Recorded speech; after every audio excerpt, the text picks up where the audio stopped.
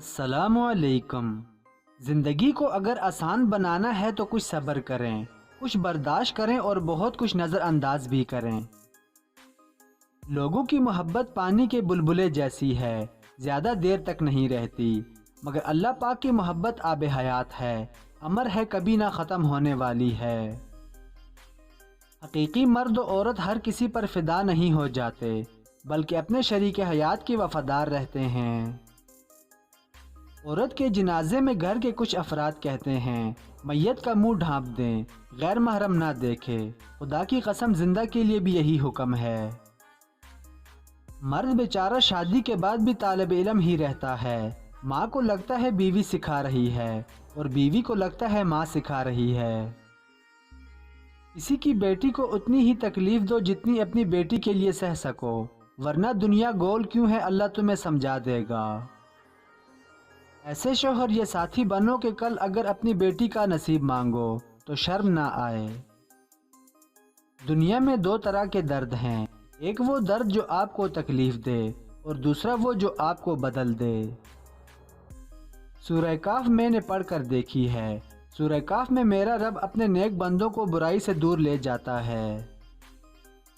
ہر باپ چاہتا ہے کہ اس کی طلاق یافتہ بیٹی کا نکاح ہو جائے، لیکن کوئی باپ یہ نہیں چاہتا کہ اس کے بیٹے کا طلاق یافتہ لڑکی سے نکاح ہو جائے۔ حضرت علی رضی اللہ تعالیٰ عنہ نے فرمایا، اپنے راز کو اپنے تک ہی رکھو، کیونکہ جب تک تمہارا راز تمہارے پاس ہے وہ تمہارا غلام ہے، اور جب تمہارا راز دوسروں تک پہنچتا ہے تو تم اپنے راز کے غلام بن جاتے ہو۔ ماں تو جنت کا پھول ہے، پیار کرنا ان کا اصول ہے، دنیا کی محبت فضول ہے، ماں کی ہر دعا قبول ہے۔ اگر آج زندگی مشکل ہے تو کل کی آسانی کا وعدہ بھی اللہ نے کیا ہے۔ اللہ سے مانگو، خوب مانگو، اللہ تمہیں امید سے بڑھ کر دے گا۔ چڑیوں کی طرح ہم بھی شجر چھوڑ جائیں گے، ترسیں گے لوگ پھر کبھی ہمارے شور کو۔ حسن ڈل جاتا ہے، حسن سلوک باقی رہتا ہے۔ رسول اللہ صلی اللہ علیہ وآلہ وسلم نے ارشاد فرمایا، دعا کرتے وقت چھینک آنا سعادت مندی ہے۔ اپنوں کو ہمیشہ اپنے ہونے کا احساس دلاؤ، ورنہ وقت آپ کے اپنوں کو آپ کے بغیر جینا سکھا دے گا۔ اور سکون اس بات کا ہے کہ لوگوں سے بہتر مجھے اللہ جانتا ہے۔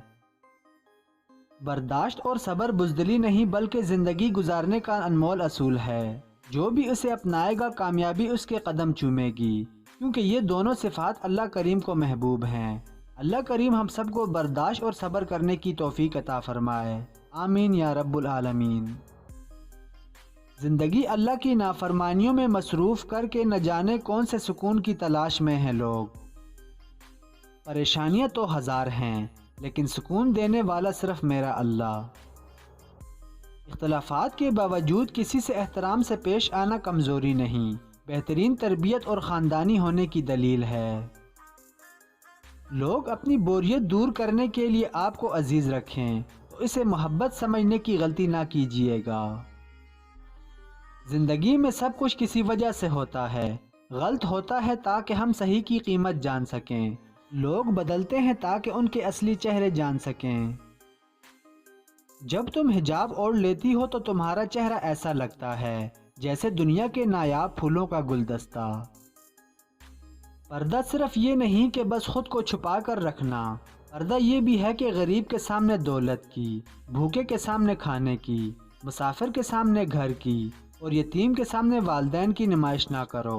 اور پردہ یہ بھی ہے کہ لوگوں کا بھرم رکھو، ان کی کمزوری کسی پر عیاں نہ ہونے دو اور کسی کی ذاتی زندگی پر نظر نہ ڈالو۔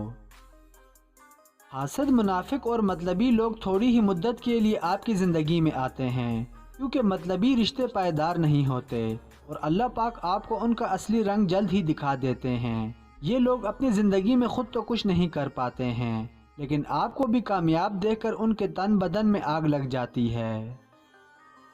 اللہ کی محبت اتنی خاص ہے کہ اگر انسان جائے نماز پر صرف سر جھکا کر بیٹھا رہے، کچھ نہ بھی بولے، تب بھی وہ رب کچھ لمحوں بعد ایسا سکون بندے کے دل میں اتار دیتا ہے کہ لگتا ہے جیسے اس رب نے پریشان دل کو یہ سمجھا دیا ہے کہ میرے بندے نا امید مت ہو، میں ہوں نا، میں سب ٹھیک کر دوں گا۔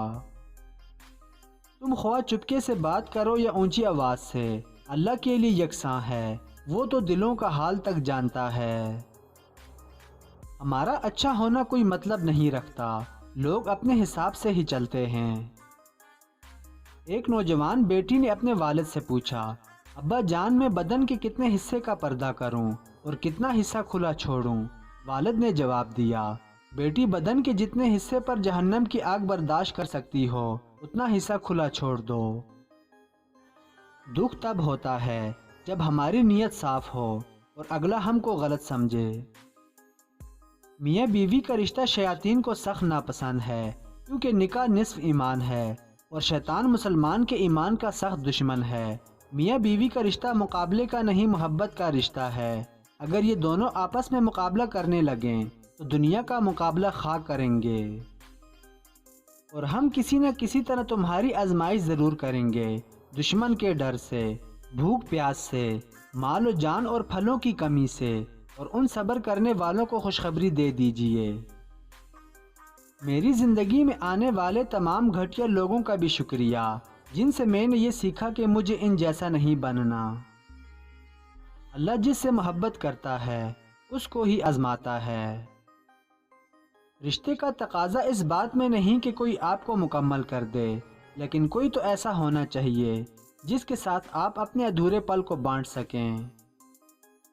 جہاں دلوں میں میل، طبیعت میں ضد اور باتوں میں مقابلہ آ جائے تو یہ تینوں جیت جاتے ہیں، لیکن رشتے ہار جاتے ہیں۔ بات سیدھی ہے مگر سمجھنے والوں کے لیے، جو تجھ کو بنا سکتا ہے وہ تجھ کو مٹا بھی سکتا ہے۔ حال پوچھ لینے سے حال ٹھیک نہیں ہو جاتا، بس ایک تسلی سی ہو جاتی ہے کہ اس دنیا کی بھیڑ میں کوئی اپنا بھی ہے۔ یا اللہ پاک ہمارے گناہوں کو معاف کر دے اور پکا اور سچا مسلمان بننے کی توفیق عطا فرما۔ اے اللہ میرے ان گناہوں کو بخش دے جو میری دعا قبول نہیں ہونے دیتے۔ یا اللہ مجھے وہ عطا کر دے جس کی میں نے تجھ سے امید لگائی ہوئی ہے۔ بے بسی سے جو تم اس کے در پر جاتے ہو وہ ہر ایک سجدے پر کن کہہ بھی سکتا ہے۔